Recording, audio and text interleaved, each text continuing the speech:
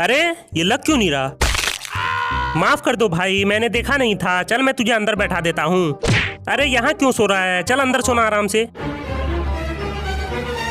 अरे ये गेट तो लग ही नहीं रहा। इसे यहाँ रख देता हूँ। अरे मम्मी बचाओ। अबे तुझे गिरने के लिए मेरा पाइनएप्पल ही मिला था क्या? अबे हाथी के बच्चे, तूने पूरा खा लिया, मैं क्या खाऊंगा? भाई तुम सब अच्छे से पकड़े रहना, आज मैं पूरा पत्ता साफ कर दूंगा। अबे वो सब तो ठीक है, लेकिन तू मेरे ऊपर क्यों गिरा रहा है? गलती से गिर गया भाई, अब की बार से पक्का ध्यान रखूंगा। अरे बाप रे, ये क्या कर दिया मैंने?